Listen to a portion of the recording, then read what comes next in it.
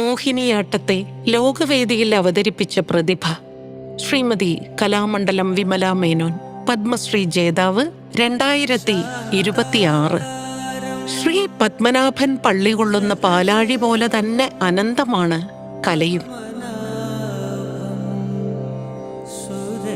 കലാപാരമ്പര്യമുള്ള ഒരു കുടുംബത്തിൽ ജനിച്ച ഗുരു കലാമണ്ഡലം വിമല മേനോൻ നൃത്തം ആഭിജാതരായ സ്ത്രീകൾക്ക് ചേർന്നതല്ല എന്ന ചിന്താഗതിയുള്ള കാലത്താണ് വളർന്നത്. തന്റെ 10ാമത്തെ വയസ്സിൽ മഹാകവി വള്ളത്തോൾ നാരായണ മേനോനെ കണ്ടുമുട്ടിയ അവർ അദ്ദേഹത്തിന്റെ പ്രേരണയാൽ കലാമണ്ഡലത്തിൽ ചേർന്നു. സമൂഹത്തിന്റെ എതിർപ്പുകളെ അവഗണിച്ച് കലാമണ്ഡലത്തിൽ നൃത്തം അഭ്യസിക്കാൻ ആരംഭിച്ച അവർ താമസിയാതെ ആ കലയെ പ്രണയിക്കാൻ ആരംഭിച്ചു. മോഹിനിയാട്ടമായിരുന്നു തന്റെ ലോകമെങ്കിലും അവർ ഭരതനാട്യത്തിലും കുച്ചിപ്പുടിയിലും പ്രാവീണ്യം നേടുകയും കുച്ചിപ്പുടിയെ കേരളത്തിൽ എത്തിക്കുകയും ചെയ്തു. ഇതോടൊപ്പം ഗുരു കലാമണ്ഡലം വിമല മേനോൻ കേരള നാട്യ അക്കാദമിക്ക് തുടക്കമിടുകയും ഒപ്പം മോഹിനിയാട്ടത്തെ പരിഷ്കരിക്കാൻ ആരംഭിക്കുകയും ചെയ്തു. മോഹിനിയാട്ടത്തിൽ ഏകാംഗ നടന രൂപത്തിലുപരി സംഘനടനത്തിന്റെ സാധ്യതകൾ കണ്ടെത്തി. ഒപ്പം പുരുഷ കഥാപാത്രങ്ങളെ അവതരിപ്പിച്ചു.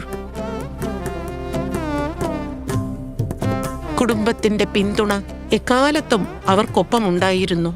ഇന്ന് മകളിലൂടെയും പേരക്കുട്ടിയിലൂടെയും ആ കലാപാരമ്പര്യം തുടരുകയാണ്. ഇപ്പോൾ 84 വയസ്സുള്ള ഈ സമയത്തും മോഹിനിയാട്ടത്തെ ജനപ്രിയമാക്കുന്നതിനുള്ള ഉത്തരവാദിത്വം ഏറ്റെടുക്കുന്നതിൽ അവർ വളരെ സജീവമാണ്.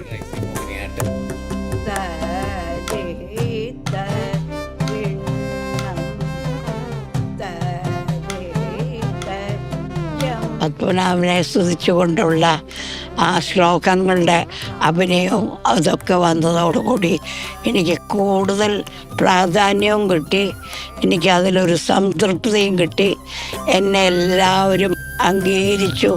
10,000-ത്തിലധികം ശിഷ്യരിലൂടെ നൃത്തത്തിന്റെ യശസ് ലോകമെങ്ങും പ്രകാശിപ്പിക്കുകയാണ് ഗുരു കലാമണ്ഡലം വിമല മേനോൻ. ഇന്ന് നമ്മൾ നിലവിൽ കാണുന്ന മോഹിനിയാട്ടത്തിലെ ആഢ്യാഭരണ വേഷവിധാനങ്ങൾ രൂപകൽപ്പന ചെയ്തിരിക്കുന്നത് കലാമണ്ഡലം വിമല മേനോൻ എന്ന എന്റെ അമ്മയാണ്. കേരളത്തിന്റെ തനതായ വാദ്യോപകരണങ്ങൾ മോഹിനിയാട്ടത്തിലേക്ക് കൂട്ടിയിണക്കിയതും അവരാണ്. 7 പതിറ്റാണ്ടോളം നീണ്ട കലാജീവിതത്തിലൂടെ അവർ മോഹിനിയാട്ടത്തിന് നൽകിയ സംഭാവനകൾ ശരിക്കും കേരളത്തിനേകിയ മാതൃവാത്സല്യം തന്നെയാണ്. ശ്രീമതി കലാമണ്ഡലം വിമല മേനോൻ, പത്മശ്രീ ജേതാവ് 2026.